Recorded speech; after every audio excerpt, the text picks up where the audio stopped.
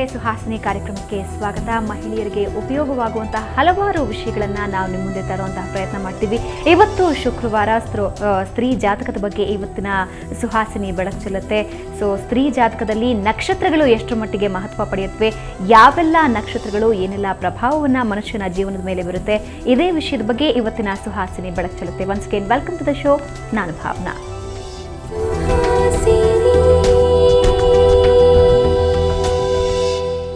ಸ್ತ್ರೀ ಜಾತಕದ ಬಗ್ಗೆ ನಮಗೆ ತಿಳಿಸ್ಕೊಡೋದಕ್ಕೆ ನಮ್ಮ ಜೊತೆ ಇದ್ದಾರೆ ಶ್ರೀ ಗೋಪಾಲಕೃಷ್ಣ ಶಂಭು ಪಂಡಿತರೇ. ಕಾರ್ಯಕ್ರಮಕ್ಕೆ ಸ್ವಾಗತ. ನಮಸ್ಕಾರ. ಮುಖ್ಯವಾಗಿ ಇತ್ತೀಚಿನ ದಿನದಲ್ಲಿ ನಕ್ಷತ್ರ ದೋಷ ಅನ್ನೋದು ಸಾಕಷ್ಟು ಮಾತುಗಳು ಕೇಳಿ ಬರ್ತಾ ಇದೆ. ಹಾಗಾದ್ರೆ ಈ ನಕ್ಷತ್ರ ದೋಷ ಅಂದ್ರೆ ಏನು?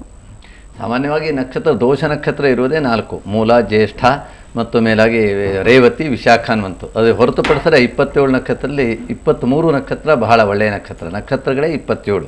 ಅದರಲ್ಲಿ ನಾವು ನಕ್ಷತ್ರ ಬಗ್ಗೆ ತಿಳಿಸಬೇಕು ಅಂದರೆ ಅಶ್ವಿನಿಯಾದಿ ಕ್ರಮ, ಪ್ರತಿಯೊಂದು ನಕ್ಷತ್ರ ಪ್ರಾರಂಭ ಆಗುವುದು ಅಶ್ವಿನಿ ನಕ್ಷತ್ರದಿಂದ. ಹಾಗಾಗಿ ಇವತ್ತಿನ ಸಂಚಿಕೆಯಲ್ಲಿ ನಾವು ವೀಕ್ಷಕರಿಗೆ ಅನುಕೂಲವಾಗುವಂಗೆ ಆರಂಭದ ನಕ್ಷತ್ರದಿಂದೇ ಪ್ರತಿಯೊಂದು ವಾರದಲ್ಲೂ 3 ನಕ್ಷತ್ರ ಬಗ್ಗೆ ತಿಳಿಸಿದರೆ ಜನಮನಕ್ಕೆ ಹೆಚ್ಚಿನ ಅನುಕೂಲ ಆಗ್ಬೋದು ಅನ್ನುವ ದೃಷ್ಟಿಯಲ್ಲಿ ಇವತ್ತು ಅಶ್ವಿನಿ ನಕ್ಷತ್ರದಿಂದೇ ಪ್ರಾರಂಭ ಮಾಡೋಣ. ಅದೇ ಅಶ್ವಿನಿ ನಕ್ಷತ್ರ, ಅದರ ಗುಣ ವಿಶೇಷತೆ ಏನು, ಹಾಗೆ ಆ ಅಶ್ವಿನಿ ನಕ್ಷತ್ರದಲ್ಲಿ ಹುಟ್ಟಿದ ವ್ಯಕ್ತಿಯ ವ್ಯಕ್ತಿತ್ವ ಹೇಗಿರುತ್ತೆ? ಬಹಳ ಒಳ್ಳೆಯ ಪ್ರಶ್ನೆ. ಯಾಕಂದರೆ ಅಶ್ವಿನಿ ಭವತು ತೇ ನೃಪ ಮಂದಿರಂ ಭವತು ತೇ ಪುನರ್ವಸು ಅಂತ ಕಾಳಿದಾಸ ಹಾಡಿದ್ದಾನೆ. ಹಾಗಾಗಿ ಅಶ್ವಿನಿ ನಕ್ಷತ್ರ ಅಂದರೆ ಬಹಳ ಒಳ್ಳೆಯ ನಕ್ಷತ್ರ. ಅಶ್ವಿನಿ ನಕ್ಷತ್ರದಲ್ಲಿ ಹುಟ್ಟಿದವರಿಗೆ ಪ್ರಿಯಭೂಷಣ ಅಂತ ಹೇಳ್ತೇವೆ. ಯಾವಾಗಲೂ ಅಲಂಕಾರ ಪ್ರಿಯರಾಗಿರ್ತಾರೆ ಮತ್ತು ಎಲ್ಲರ ಹತ್ರ ತುಂಬ ಸಂತೋಷವಾಗಿ ನಗನಗ್ತಾ ಇರ್ತಾರೆ, ಹಾಸ್ಯವಾಗಿರ್ತಾರೆ. ಸ್ವರೂಪ ಅಂದರೆ ನೈಜವಾದಂಥ ಒಂದು ರೂಪ ಅನ್ನೋದು ಅಶ್ವಿನಿ ನಕ್ಷತ್ರದಲ್ಲಿದೆ. ಹಾಗೆ ಸುಭಗ ಅಂತಂದರೆ ಇಲ್ಲಿ ಭಗ ಅಂದರೆ ಸಂಪತ್ತು ಅಂತ, ಒಳ್ಳೆಯ ಸಂಪತ್ತುಳ್ಳವರು, ಐಶ್ವರ್ಯವಂತರಾಗ್ತಾರೆ. ಅಶ್ವಿನಿ ನಕ್ಷತ್ರದ ಹೆಣ್ಣನ್ನು ಮದುವೆ ಆದರೆ ಸಾಂಪತ್ತಿಕವಾಗಿ ಯಾವ ಕೊರತೆ ಇರೋಲ್ಲ, ಸಾಕಷ್ಟು ಅವರ ಮೇಲೆ ಸಂಪತ್ತುಗಳಿರ್ತದೆ. ದಕ್ಷರು ಮತ್ತು ಮನೆಯನ್ನು ನೋಡ್ಕೊಂಡು ಹೋಗುವಂಥ ಒಂದು ಶಕ್ತಿ ಅವರಲ್ಲಿರ್ತದೆ. ದಕ್ಷತೆ ಬೇಕು. ಇವತ್ತಿನ ಕಾಲದಲ್ಲಿ ಸಂಪತ್ತಿದ್ದರೆ, ವಿದ್ಯೆ ಇದ್ದರೆ ಆಗಿಲ್ಲ, ಆ ನೋಡ್ಕೊಳ್ಳುವಂಥ ಅರ್ಹತೆಗೆ ದಕ್ಷತೆ ಇರುತ್ತೆ. ಇದಿಷ್ಟು ಅಶ್ವಿನಿ ನಕ್ಷತ್ರದಲ್ಲಿ ಹುಟ್ಟಿದಂಥವರು. ಹಾಗೆ ಭರಣಿ ನಕ್ಷತ್ರದಲ್ಲಿ ಹುಟ್ಟಿದವರು ಬುದ್ಧಿವಂತರಾಗ್ತಾರೆ. ಭರಣಿ ನಕ್ಷತ್ರಕ್ಕೆ ಆನೆ, ಅಶ್ವಿನಿ ನಕ್ಷತ್ರಕ್ಕೆ ಕುದುರೆ, ಅಶ್ವಶಕ್ತಿ ಅಂತ ಬಹಳ ಶಕ್ತಿವಂತರಾಗ್ತಾರೆ ಅಶ್ವಿನಿ ನಕ್ಷತ್ರವರು. ಹಾಗೆ ಕುದುರೆ ಹಾಗೆ ಓಡಲಿಕ್ಕೆ ಬಹಳ ಸಿದ್ಧರಾಗಿರ್ತಾರೆ. ಭರಣಿ ನಕ್ಷತ್ರದ್ದು ಆನೆ ಹಾಗೆ ನಿಜಾನವಾದಂಥ ಕೆಲಸಗಳು, ಯಾವುದೇ ಕೆಲಸಗಳನ್ನು ಆದರೆ ಗಟ್ಟಿಯವರು. ಆನೆ ಹಾಗೆ ಭಾರವನ್ನು ಹೊರತು ಜೀವನದಲ್ಲಿ ಸಕಲ ರೀತಿಯಾದ ಭಾರವನ್ನು ಹೊರಲಿಕ್ಕೆ, ಧರಿಸಲಿಕ್ಕೆ ತುಂಬ ಸಮರ್ಥರಾಗಿರ್ತಾರೆ. ಮತಿಮಾಂಶ, ಬುದ್ಧಿವಂತರಾಗಿರ್ತಾರೆ. ಆನೆ ಬಹಳ ಬುದ್ಧಿವಂತ, ಆದರೆ ತೋರಿಸ್ಕೊಳ್ಳೋದಿಲ್ಲ. ಆದ್ದರಿಂದ ಅದು ಏನೇ ವ್ಯವಹಾರ ಮಾಡಿದರೂ ತನ್ನ ಬುದ್ಧಿಯಿಂದಲೇ ನಿಜವಾಗಿ ಮಾಡ್ತದೆ. ಹಾಗೆ ಕೃತ ನಿಶ್ಚಯ, ಒಂದು ಕಾರ್ಯದಲ್ಲಿ ನಿರ್ಣಯವನ್ನು ಮಾಡಬೇಕು ಅಂತ ಮೊದಲೇ ನಿಶ್ಚಯ ಮಾಡಿಕೊಂಡು ಅದನ್ನು ಹಾಗೆಯೇ ಮಾಡುವಂಥವರು ಭರಣಿ ನಕ್ಷತ್ರದಲ್ಲಿ ಹುಟ್ಟಿರ್ತಾರೆ. ಮತ್ತು ಯಾವಾಗಲೂ ಸತ್ಯವನ್ನು ಹೇಳ್ತಾರೆ. ಅವರಿಗೆ ಸುಳ್ಳನ್ನು ಹೇಳುವಂಥ ಅಭ್ಯಾಸಗಳೇ ಇರೋದಿಲ್ಲ. ಆಮೇಲೆ ದಕ್ಷರಾಗ್ತಾರೆ ಮತ್ತು ಸಖಿಪ್ರಿಯರು. ಭರಣಿ ನಕ್ಷತ್ರದವರು ಹೆಚ್ಚು ಜನರನ್ನು, ಸಾಮಾನ್ಯವಾಗಿ ಆನೆ ನೋಡಿ ನಡೀತಾ ಹೋಗ್ತಾ ಇದ್ದರೆ ಅದರ ಹಿಂದೆ ಮುಂದೆ ಸುತ್ತಮುತ್ತಲು ಯಾವ ಪ್ರಾಣಿ ಬಂದರೂ ತಲೆ ಎತ್ತದನ್ನು ನೋಡೋದಿಲ್ಲ. ಹಾಗೆ ಭರಣಿ ನಕ್ಷತ್ರದಲ್ಲಿ ಹುಟ್ಟಂಥ ಹೆಣ್ಣಿನ ಸ್ವಭಾವ ಆನೆ ಹಾಗೆ ತಲೆ ತೆಗೆಸ್ಕೊಂಡು ಯಾರತ್ರ ನಿಷ್ಠೂರ ಆಗದೆ ಗಂಭೀರವಾಗಿ ಇರುವಂತಹ ಸ್ವಭಾವ. ಇನ್ನು ಕೃತ್ತಿಕಾ ನಕ್ಷತ್ರ 2 ಚರಣ. ಕೃತ್ತಿಕಾ ನಕ್ಷತ್ರ 1ನೇ ಚರಣ ಮೇಷ, 2, 3, 4ನೇ ಚರಣಕ್ಕೆ ವೃಷಭ ಬರುತ್ತೆ. ಹಾಗಾಗಿ ಅದನ್ನು ಮುಂದಿನ ಸಂಚಿಕೆಯಲ್ಲಿ. ಆದರೆ ಕೃತ್ತಿಕಾ ನಕ್ಷತ್ರದಲ್ಲಿ ಹುಟ್ಟಿದವರು ಬಹುಬುಕ್ ಅಂತ ಹೇಳ್ತೇವೆ. ಯಾಕೆಂದರೆ ಕೃತ್ತಿಕಾ ನಕ್ಷತ್ರ ವಿಶೇಷ ಏನು? ಅಗ್ನಿ ನಕ್ಷತ್ರ.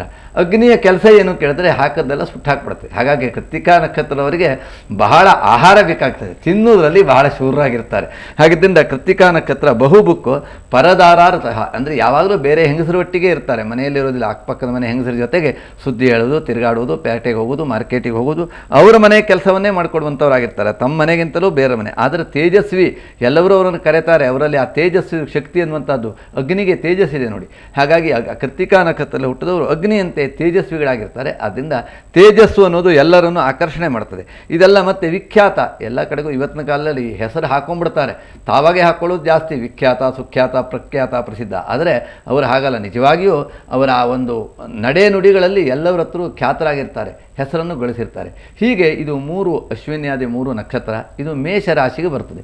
ಅಶ್ವಿನಿ, ಭರಣಿ, ಕೃತ್ತಿಕಾ 1 ಚರಣ ತನಕ ಮೇಷ ರಾಶಿ ಆಗುತ್ತೆ. ಹಾಗೆ ಇದು 3 ನಕ್ಷತ್ರದವರಿಗೆ ಮೇಷ ರಾಶಿಯ ಸ್ವಭಾವಗಳು ಬರ್ತದೆ. ಮೇಷ ಅಂದರೆ ಕುದುರೆ, ಅಶ್ವಿನಿ ಅಂದರೆ ಕುದುರೆ, ಮೇಷ ಅಂದರೆ ಕುರಿ ಅಂತೇಳಿ ಚತುಷ್ಪಾದ ಪ್ರಾಣಿ. ಹಾಗಾಗಿ ಈ 3 ನಕ್ಷತ್ರದವರು ಚತುಷ್ಪಾದ, ಅಶ್ವಿನಿ ಕುದುರೆ, ಭರಣಿ ಆನೆ, ಕೃತ್ತಿಕೆ ಕುರಿ. 3ರಲ್ಲಿ ಅಶ್ವಿನಿ ದೇವಗಣ ಆಗುತ್ತೆ, ಭರಣಿ ಮನುಷ್ಯಗಣ ಆಗುತ್ತೆ, ಕೃತ್ತಿಕ ರಾಕ್ಷಸಗಣ ಆಗುತ್ತೆ. 3ರಲ್ಲಿ ಬೇರೆ. ಹಾಗಾಗಿ ಒಂದೊಂದು ನಕ್ಷತ್ರಕ್ಕೆ ಗಣ ಬೇರೆ, ಯೋನೆ ಬೇರೆ, ಲಿಂಗ ಬೇರೆ, ಹೀಗೆ ಪ್ರತಿಯೊಂದೂ ಇದೆ. ಒಂದೊಂದು 27 ನಕ್ಷತ್ರಗಳು. ಆದರೆ ನಮಗೆ ಇಲ್ಲಿ ಅತ್ಯವಶ್ಯಕ ಯಾವುದು ಅಂತ ನೋಡಬೇಕು ನಾವು. ಇಲ್ಲಿ ಸಾಮಾನ್ಯವಾಗಿ ಒಂದು ಹೆಣ್ಣು ಗಂಡಿನ ಸಂಬಂಧವನ್ನು ಮಾಡುವಾಗ ಮೊದಲನೇದಾಗಿ ನಾವು ವರ್ಣಕೂಟವನ್ನು ನೋಡ್ತೇವೆ, ಎರಡನೇದು ವಶ್ಯಕೂಟ ನೋಡ್ತೇವೆ, ಆಮೇಲೆ ತಾರಾಕೂಟ, ಯೋನಿಕೂಟ, ಗಣಕೂಟ, ಗ್ರಹಕೂಟ, ನಾಡಿಕೂಟ ಅಂತ. ಆದರೆ ಕೂಟಗಳು 18 ಇದೆ. ಆದರೆ ಈ 18 ಅಗತ್ಯ ಇಲ್ಲ, ಕೇವಲ 8 ಕೂಟ ಅಂದರು. ಇವತ್ತಿನ ಕಲಿಯುಗದಲ್ಲಿ 5 ಕೂಟ ಆದರೆ ಸಾಕು, ಅದಕ್ಕಿಂತ ಹೆಚ್ಚಿನ ಕೂಟ ಬೇಕಾಗಿಲ್ಲ.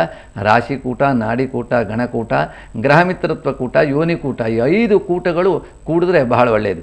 ಹಾಗಾಗಿ ಅಶ್ವಿನಿ ನಕ್ಷತ್ರದವರಿಗೆ ರಾಕ್ಷಸಗಣ ಅನ್ನೋ ಭಯವೇ ಇಲ್ಲ, ದೇವಗಣ ಆಗ್ತದೆ. ಭರಣಿ ನಕ್ಷತ್ರದವರಿಗೂ ಯಾವ ಭಯ ಇಲ್ಲ. ಕೃತ್ತಿಕ ನಕ್ಷತ್ರ ಆದರೆ ರಾಕ್ಷಸಗಣ ಅನ್ನುವಂಥದ್ದು. ಗಣಕೂಟದಲ್ಲಿ ಪುರುಷರು ರಾಕ್ಷಸಗಣವಾದನ್ನೇ ನೋಡಬೇಕಾಗತ್ತೆ. ಇಲ್ಲಿ ಅಶ್ವಿನಿ ನಕ್ಷತ್ರವರು ಚತುಷ್ಪಾದ ಪ್ರಾಣಿ ಯೋನಿಕೂಟದಲ್ಲಿ. ಹಾಗಾಗಿ 4 ಕಾಲು ಪ್ರಾಣಿಯ ಯಾವ ಪ್ರಾಣಿ ಆದರೂ ಅವರಿಗೆಲ್ಲ ಮಿತ್ರವೇ ಆಗಿರ್ತಾರೆ. ಹಾಗಾಗಿ ಚತುಷ್ಪಾದ ಪ್ರಾಣಿ. ಇನ್ನು ಹುಲಿ ಮತ್ತು ಆಕಳು ಅವ್ರ ಶತ್ರುಗಳು, ಆದರೆ ಯೋನಿಕೂಟದಲ್ಲಿ ಶತ್ರುಗಳಾಗಿದ್ದರೂ ಸಹ ವರ್ಣಕೂಟದಲ್ಲಿ ನೋಡುವಾಗ 2 ಸಜಾತಿಯ ವರ್ಣ ಆಗಿರುತ್ತೆ. ಹೀಗೆ ಜಾತಕದಲ್ಲಿ ತುಲನಾತ್ಮಕವಾಗಿ ನೋಡುವಾಗ ಅಶ್ವಿನಿ ನಕ್ಷತ್ರ ಬಹಳ ಶ್ರೇಷ್ಠ ನಕ್ಷತ್ರ. ಅಶ್ವಿನಿ ನಕ್ಷತ್ರದಲ್ಲಿ ಹುಟ್ಟಿದರೆ ಅವರಿಗೆ ತುಂಬ ಒಳ್ಳೆಯ ನಕ್ಷತ್ರ ಅಂತ ಹೇಳ್ತೇವೆ. ಹಾಗಾಗಿ ಅಶ್ವಿನಿ, ಭರಣಿ ನಕ್ಷತ್ರ, ಕೃತ್ತಿಕಾ ನಕ್ಷತ್ರ, ಇದು 3 ನಕ್ಷತ್ರದ ವಿಶೇಷತೆ ಹೇಗಿದೆ.